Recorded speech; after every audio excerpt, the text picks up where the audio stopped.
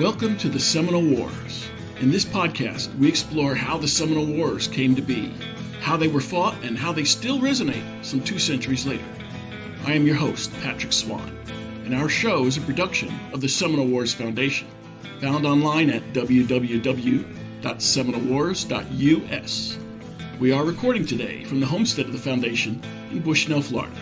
Thank you for listening. Hello and welcome. Come to a battle reenactment or living history event in Florida that commemorates events of the Second Seminole War, and you're likely to hear a balladeer singing songs of the Seminole War. This is not unusual, as the Second Seminole War especially lends itself to meaningful music interpretation through songs. But this singer departs from convention. Although he is a white, southern, country, and folk music artist, Rickey Pittman takes the perspective of the Seminole in the songs he co-wrote and recorded with the late Jed Marum. How Rickey Pittman came to this view and why is the subject of our podcast today. A little background first about Rickey. Rickey E. Pittman, the Bard of the South, is a storyteller, author, and folk singer. He was a grand prize winner of the 1998 Ernest Hemingway Short Story Competition. Rickey presents his stories, music, and programs at schools, libraries, organizations, museums, historical reenactments, restaurants, banquets, and Celtic musical festivals throughout the South.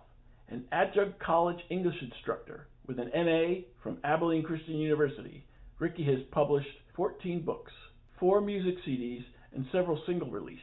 You can find out more about him at his website, bardofthesouth.com. Rickey Pittman, welcome to the Seminole Wars. Oh, thanks, Patrick. I really do appreciate the chance for this interview. First off, how did you come to be called the Bard of the South? Well, I come from a Scots-Irish and Welsh background, and for many years I've immersed myself in the music and culture of the Celts and studied their bards and poets and singers that travel from town to town. And so I wanted to be a bard. I'm a proud Southerner and love the South, so I just put the 2 words together and made a moniker that has personal meaning to me and one that's easy to remember. How did you arrive at your interest in the Seminole and the Seminole Wars? Well, actually, this goes back to my youth. Growing up, I was an avid reader of Native Americans. I know I read every book on the Native Americans in the branch of the Dallas Library in our neighborhood. And then in my studies, I came upon the Seminole, and it fascinated me. And, of course, my parents at that time had the black and white TV, and I saw some old movies like Distant Drums that was set in the Second Seminole War, and that kind of piqued my interest. I had a habit of, after I watch a movie or as a kid or read a book, I would go out and play in the yard and reenact the book. And then I bought a little book about the Everglades, and that made me even more interested. And then Jed Marum asked me to tour with him to the Battle of Okeechobee. And so I went, and after that, we went there together for 6 years, and I've been there on my own 2 years since Jed's death. The term bard can be used for storyteller. The storyteller can be playing music or be unaccompanied. You melded that with being a proud Southerner. Was that a natural fit then? Yes, it was. When I do, I do state history programs, not only for Florida, but for other states. And whatever state I'm in, I do songs and stories of the history of the state that I'm in. So yeah, it's an idea that's melded well. Tell us about your musical partnership with the late Jed Marum.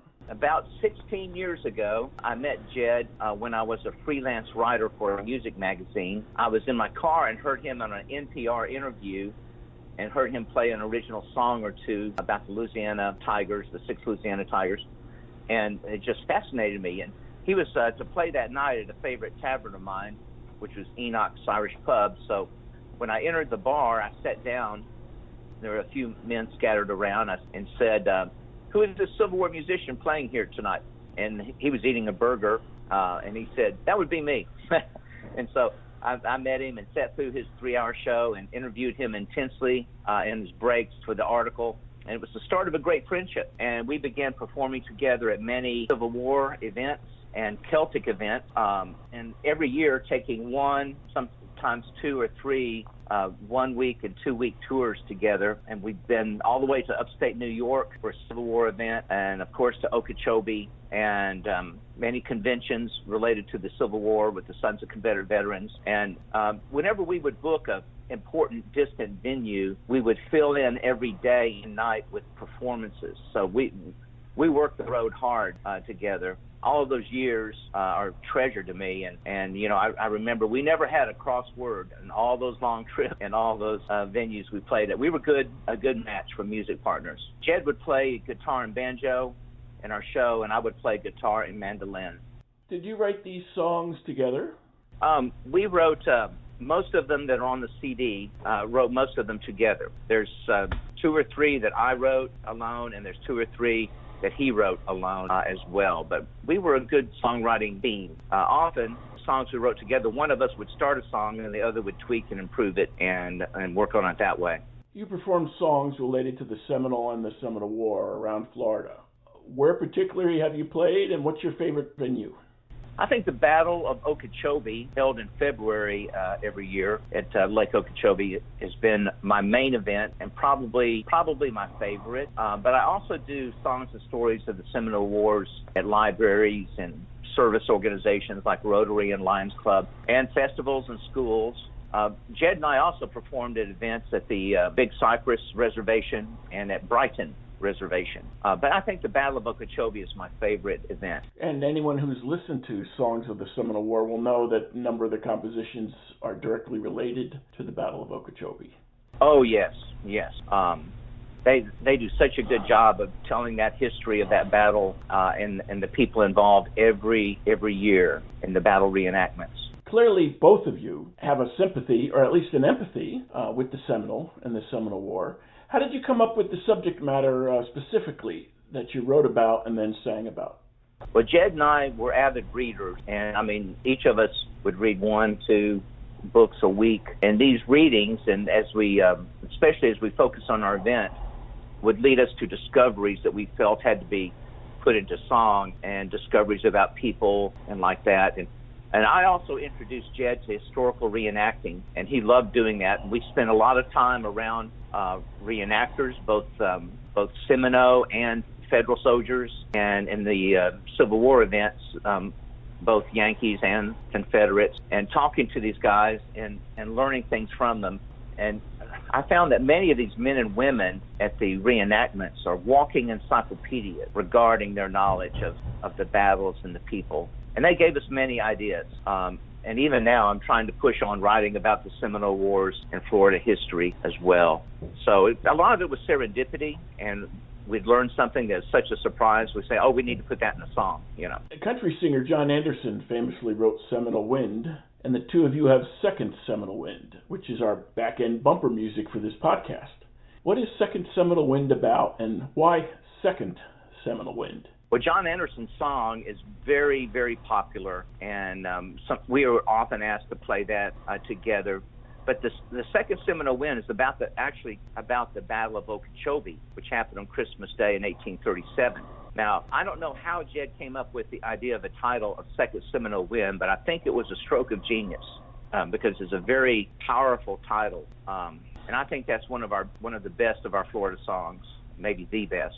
And we're honored that you would use that song. Jed would be very pleased, by the way. It really sums up the Seminole warfighters very nicely.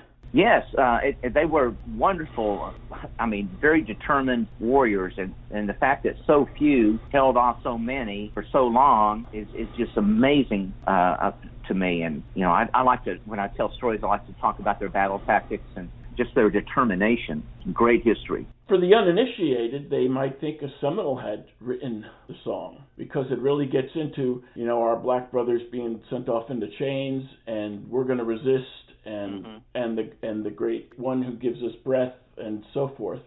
Yeah, we really did try to get to it from the Seminole point of view, and it really, you know, the Seminole Wars were about several things. It was about the desire for land, when the Seminoles were driven from northern Florida on down, for cattle, and over slaves. So it was a complex picture in history of what actually caused that war. Again, to the uninitiated, they might see the two of you on the cover of the CD for Songs of the Seminole War and say, two Southern rednecks here, you know where they're going to be coming from, but you don't. Well, yeah, and hopefully they'll be surprised. Well, we're going to take a break here to listen to Second Seminole Wind, and then we'll come back with some more questions about your other songs.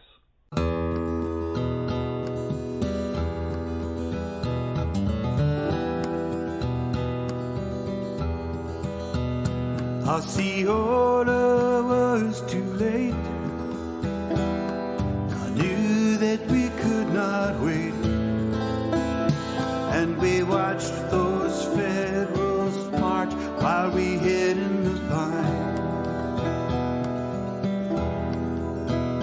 making our heroes to shoot, and the rest would follow suit. It was then I felt that Second Seminole wind. Now the pale chief beats his drum and sends his troops to remove us from the land, and they carry our black brothers off in chains. But I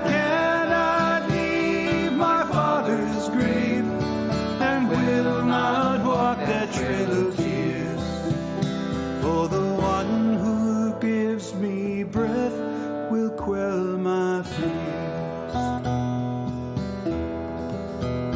Soon the red cloud of this war found the Okeechobee shore, where we stopped Jack Taylor's men from our line in the trees. We endured and slipped away, lived to fight another day. But the Federals felt that Second Seminole wind. Now the pale chief beats his drum and sends his troops to remove us from the land, and they off in chains. But I cannot leave my father's grave, and will not walk that trail of tears, for the one who gives me breath will quell my fears.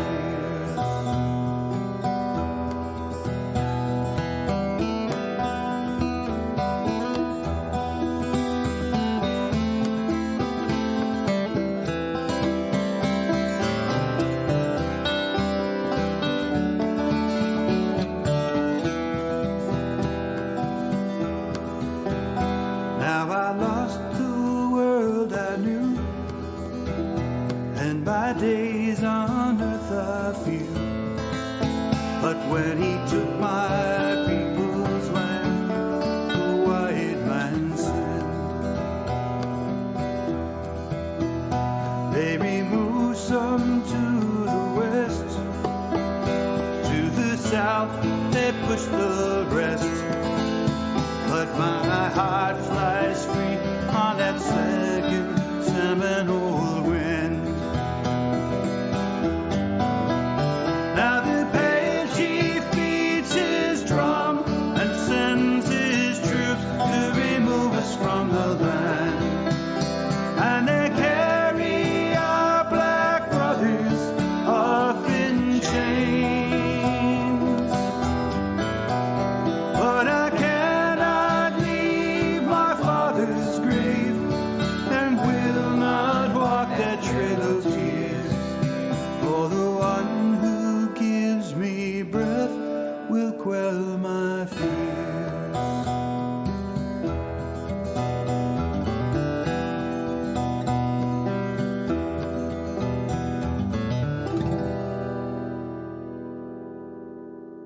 So that was Second Seminole Wind. You sing a song called The Ballad of Ransom Clark. Who was Ransom Clark, and what did you want to convey with a ballad about him? Ransom Clark it was Jed that suggested that we write this song, and we never got around to doing it together, and I ended up doing it myself. He was one of the 3 survivors of the Dade massacre, and he survived, and it was amazing that he did. He was shot 5 times, had broken bones and everything, but managed to get back to the fort. And Jed and I thought he needed a song, so I wrote it and recorded it. He became quite a celebrity after his discharge from the Army, and he proclaimed himself to be the only survivor, the lone survivor, as he toured the country and so on. But it was a song that I thought needed to be done about him. What a tough man he had to have been. And yet it does not glorify the war or what the Army was told to do. Yeah, that's right. I mean, it recognizes what he went through, but then it's kind of brutally honest of why the Army was there. Yes, yeah, I wanted to put that in the story, and I think he knew that too.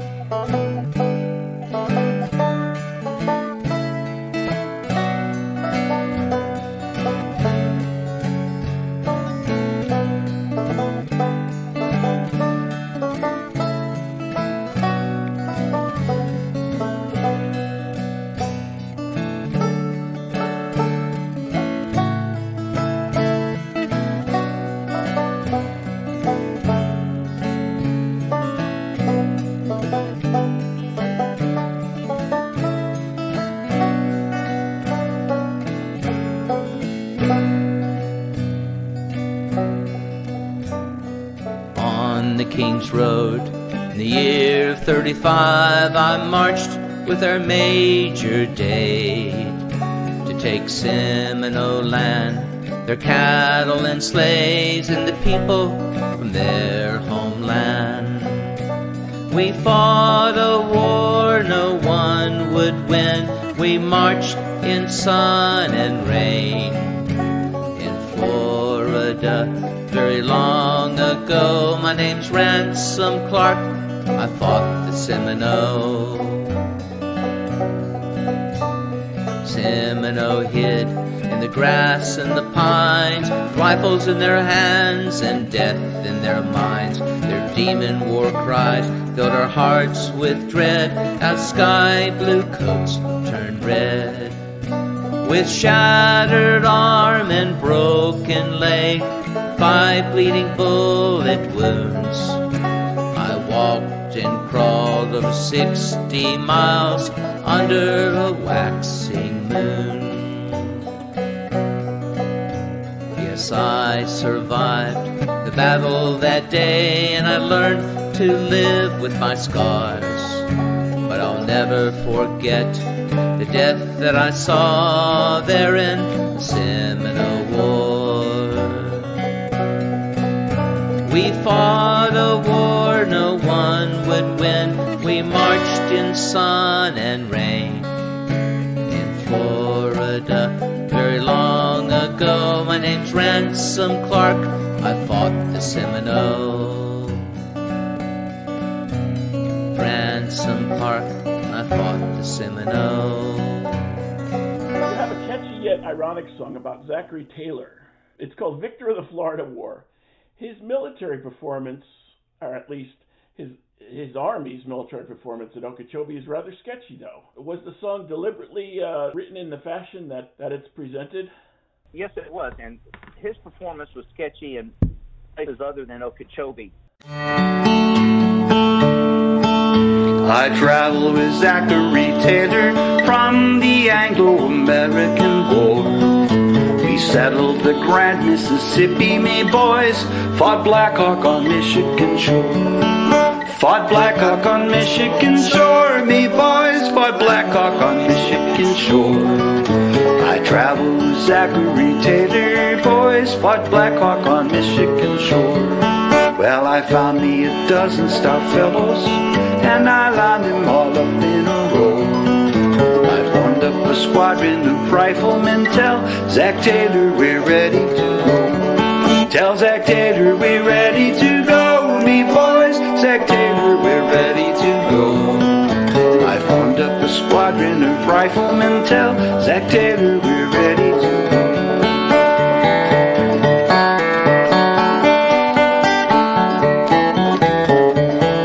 He's rough and he's ready for battle. Boys, we're sees there's a need, and the battle is raging and blazing. Me boys, old rough and ready will lead.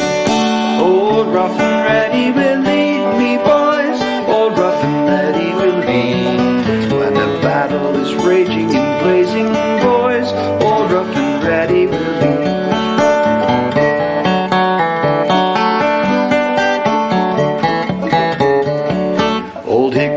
Got in a pondery, boys. The Washington pundits were sore, but old Zach was rough and was ready to be the victor of the Florida War. The victor of the Florida War, me boys, the victor of the Florida War. But old Zach was rough and was ready to be the victor of the Florida War. The tune is Rosin the Bow, and that was a favorite tune of Jed's, and I've heard him do 2 or 3 different Celtic versions of that. But and the little the riflemen in that seemed to have been a group of volunteers that wanted to go fight. And in that Seminole War, not only the federal troops were there, but there were many companies of volunteers from state that had joined up in that fight. Which leads us to another song, the Missouri Volunteers. And Taylor gave them a bad rep for their performance at Okeechobee. Why did you give them some love? Missouri Volunteers are a big part of the Okeechobee reenactment. The reenactment, they have the Missouri Regiment as well. And there's a big monument devoted to them on the ground. And so we wanted to honor them too. I think Zachary Taylor had no love for any volunteer unit, and I think he sacrificed them by pushing them ahead to the front there. And they suffered terribly. I mean, they paid a big price for being a part of this campaign. And their mission was to do a certain advance. When they were finished, they were to go back to the rear, which is what they did. But instead, they got the rap that they were running from the battle. Yes, and they were just basically wiped out. The ground there at that time was not conducive to wide, extensive troop movement. When you mention their leader, Richard Gentry, it's kind of a poignant scene that you paint. The line in there with the men are saying goodbye to their wives, and I have a line that says, Gentry knelt to kiss her. He loved her more than life. And she said, I'd rather be a dead man's widow than to be a coward's wife. He was a gallant, brave man, and probably one of the first to die in the battle because he was at the front. And that's what we wanted. We wanted the song to honor the Missouri Volunteer Unit, and I think we accomplished that. You know, the forgotten sacrifice. Outside Gentry's tavern, standing in the rain, they were rugged mountain men, or farmers from the plains, 600 strong and ready, and who showed no fear. They were Missouri volunteers, veterans of the Black Hawk War and the War of 1812. They were men who knew the woods and men who knew themselves. Colonel Richard Gentry, boldly at command, with Delaware and Shawnee scouts they'd leave for native lands. Now their time has come to an end, and they're scattered over the wind. And we remember their stories again. Pass them on, we pass them on. Regimental colors flying on parade. Some wives kissed their men goodbye, and some just knelt and prayed. Gentry bent to kiss her, he loved her more than life, she said. I'd rather be a brave man's widow than be a coward's wife. They marched to glory, what they couldn't know. That hardship and disease won't take would fall to the Seminole. For our country we have lived, for it we did die, said the Missouri Volunteers. Now their time has come to an end, and they're scattered over the wind. And we remember their stories again. We pass them on, we pass them on.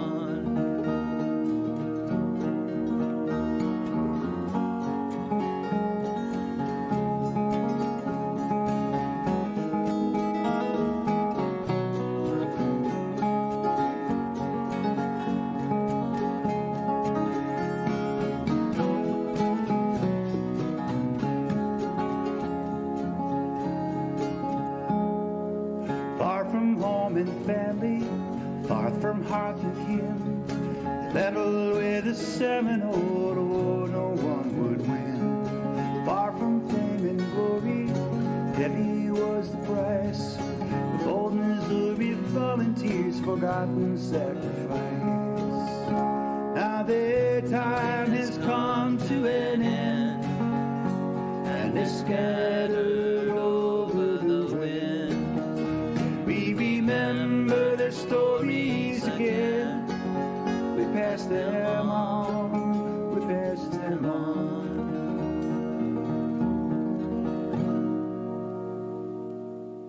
Tell us about your song, Abiaka and the Cypress. Some know him as Sam Jones. So who is Sam Jones or Abiaka? What is this cypress, and what is this song about? He was an old Seminole. He was a leader. He was also a prophet and medicine man, and probably the most fierce of the Seminole leaders in the resistance to leaving their land. And to this day, among the Seminole, he's considered a hero and a symbol of Seminole resistance and an inspiration to the people. And this song is a tribute to him. Sam Jones, that was his. Many of the Indians had Seminole name and a English name. Like Osceola was also known as Billy Powell. So we just wanted it to be a tribute to him. It's impossible to talk about the Seminole War and how it ended with the nation not making a treaty with the United States government, but holding out to the end. It shows a great, capable leader and a fierce leader that was needed. And he was also very brutal, though. He was feared among the federal troops. And he was not removed. He was not. He died in his homeland. Well, they called him Old Abiaka, through the ages echo his song. For he fired our hearts with his medicine, and we weathered the federal storm. At the Pine Island Bridge he was master, and again on the Okeechobee shore. For he stood his ground like a cypress through the years of the Seminole War.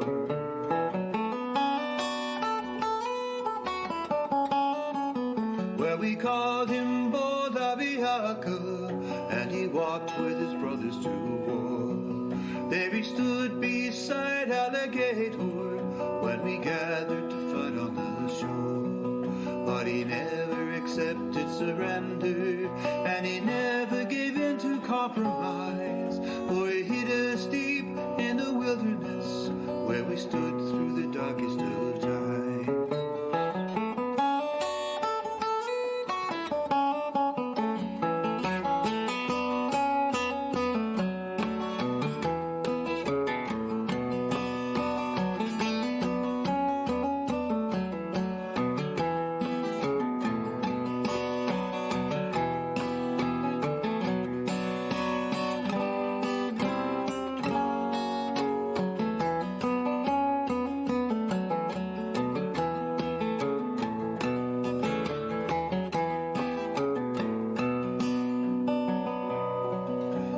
Children sing Abiaka when they sing of the water and sky.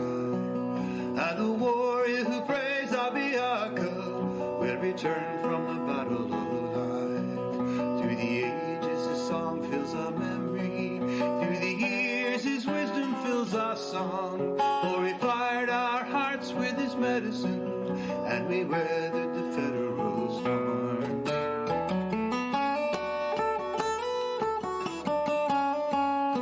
We called him Bold Abiaka, and he led his brothers to war. And he stood beside Alligator when we gathered to fight on the shore. At the Pine Island Bridge he was master, and again on the Okeechobee shore. For he stood his ground like a cypress through the years of the Seminole War. Yes, he stood his ground like a cypress through the years of the Seminole War.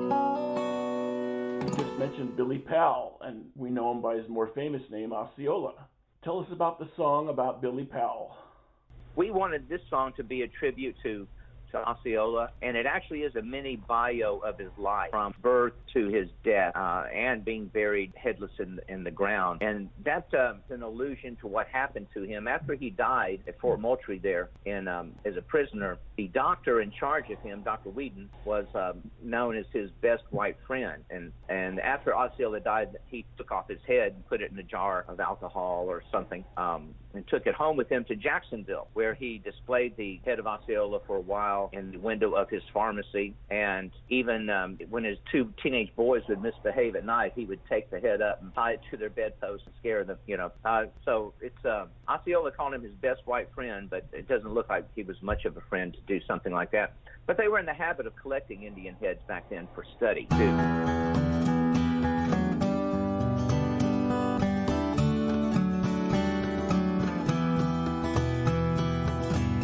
Billy Powell was born in 1804 at a place called Tallahassee. Of mixed blood he lived in troubled times of Seminole history. In the spirit world he walks the Milky Way to that wilderness where his gods and people wait. Osceola was his given name. He was raised among the Creek. His time on earth produced enduring fame. A mighty Seminole chief. He walks the spirit world across the Milky Way. Each time a loved one dies, he's there to show the way.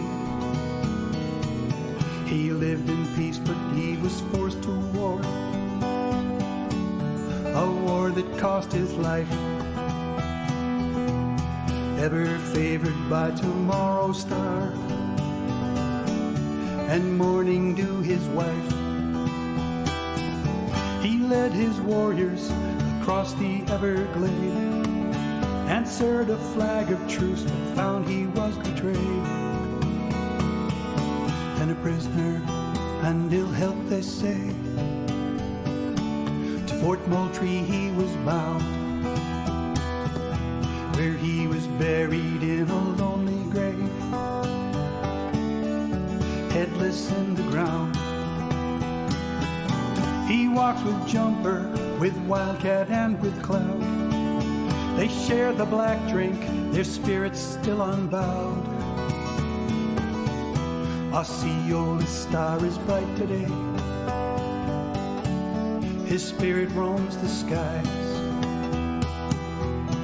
He will greet them and will show the way. Each time a loved one dies. In the spirit world he walks the Milky Way, to that wilderness where his gods and people wait.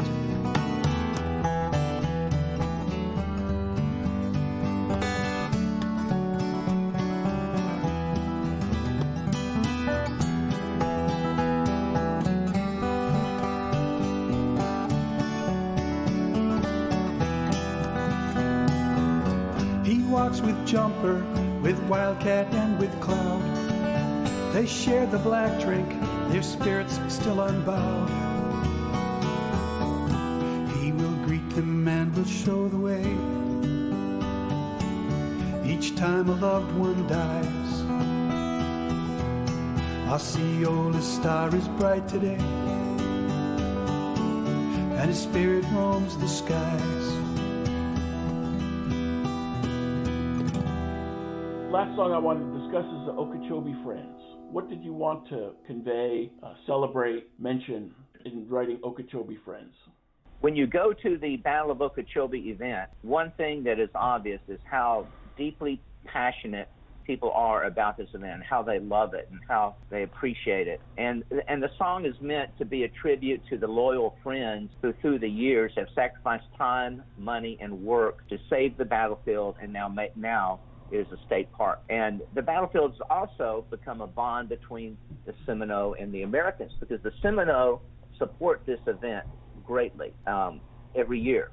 and from the Big Cypress Museum and others from Brighton Museum are there to lend their support. So we just wanted to honor the people that had made this battlefield possible.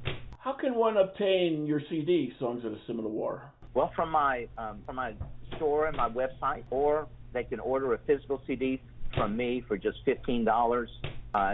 If they'll just email me their mailing address, I'll get that in the mail to them, and I'll give them my address to send the check to, and I will pay the shipping on that. Email address is RICKEYP at Bayou, which is BAYOU.com. And also on my Facebook fan page, if they look Rickey E. Pittman up, and Rickey is Rickey, they can go to my fan page and see how to order a CD from it too. Did you and Jed have any lost songs of the Seminole War that didn't make the CD? We have just some starter songs, and I worked so hard to get this CD ready for the last Battle of Okeechobee event that I'll have to go back through my notes and Jed's recordings, but I think we pretty well got them all, although I know if Jed had been on this earth longer, we would have written many more. As the Bard of the South, you're a storyteller in prose as well. I understand you have some short fiction coming out. Yeah, if they go to my website and click on my blog, they can see two short, and also my Facebook fan page has two of these stories that are the start for a novel I'm writing about the Seminole War, a historical fiction. And the title of that is going to be Death in the Little Winter Moon. And the Little Winter Moon was Seminole phrase for describing January. And those two stories are one about Osceola's head, which I've mentioned previously about the doctor taking Osceola's head. And the second one is in the Devil's Garden. And the Devil's Garden is part of the Everglades where Sam Jones was reputedly living, and they called him a devil, in fact. And it tells about a soldier that was captured. He and his unit were captured. He was let go on purpose so that he could relate the tale of what he had seen to scare people away. Those are two of the stories, and there's others I'm working on as well, and they should be showing up on my blog periodically, kind of a series until I get the novel finished. Well, Rickey, that's an inadvertent plug for our front bumper music from Reedy Youngman, because the song is called Roast 'Em, but the chorus says in the Devil's Garden. And so interesting that you're writing historical fiction about the Devil's Garden, because that's the front bumper music we use. And yes, it's a very riveting song. It's funny when she introduces it, she says, I don't really have anything against you guys in the Army out there today. It's just, there's this song about something that happened here and is a little unpleasant. Well, it was actually her song that inspired my idea to write this short story. So and the song talks about the one that was let go. And so I wrote this short story from his point of view. So she was an inspiration to me on that. And another story I'm going to work in is about historical fiction on Polly Parker, who, the same performer also inspired me to write something about her as well. What's been the reaction or the feedback you've gotten going to different events commemorating aspects of the Seminole Wars when you perform these songs? It has been good. They didn't know it. And, of course, sometimes I perform it at the Civil War organizations, like Civil War camps and things like that. And they recognize the names of some of the same leaders, the same generals and other leaders that were in that Seminole War would later find in the Mexican War and in the Civil War. There really is a tie-in. And I also tie in the fact that the Seminole in the Civil War, at the Battle of Okeechobee, they were the marksmen that kept the Yankee Army on their, kept the Yankee Army in fear. So the Seminole allied with the Confederacy there. And there's other Civil War stories, too, I tie in. From the Seminole, what type of feedback or feeling have they given you back in hearing these songs? They have appreciated it, and the Brighton Museum was carrying mine and Jed's first CD about the Seminole called Osceola and Foster. They were carrying that. And, of course, my CD didn't come out in time to get it to them to market for because of this corona crisis. So I'm going to have a busy fall. I've been sending copies out to museums in Florida, and so I'm hoping that the response will be very good. But I know at the Okeechobee event, they loved the song, and I have several Seminole friends, and I talk to them about the songs, and they give me their feedback as well. And the feedback's been good. The response has been good. So this is another CD called Osceola and Foster. Yes, I'm looking forward to touring pretty hard in Florida this next year and hoping I can get booked in many schools and libraries and other organizations to do songs and stories of the Seminole War, or even songs and stories of Pioneer Florida. That would interest me too. Rickey Pittman, thanks for being with us today. Oh, thank you, Patrick.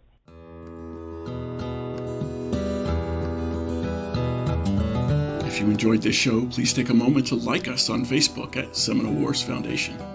Leave a review on iTunes or your favorite podcast provider. Your reviews and comments help new listeners discover us and help us keep the show going. Visit our website at www.seminolewars.us for blogs, articles, news, books, events, membership information, and how to subscribe to this podcast. We'll be back soon with a new episode of the Seminole Wars Podcast. The Seminole Wars Foundation is a 501c3 nonprofit organization dedicated to preservation, education, and publication of Seminole Wars history throughout the state of Florida. This podcast is copyrighted the Seminole Wars Podcast 2020, all rights reserved. Front bumper music, The Devil's Garden, Roast 'em, provided by kind permission of Reedy Youngman. Back bumper music, Second Seminole Win, by Jed Marum and Rickey Pittman, courtesy of Rickey Pittman, all rights reserved.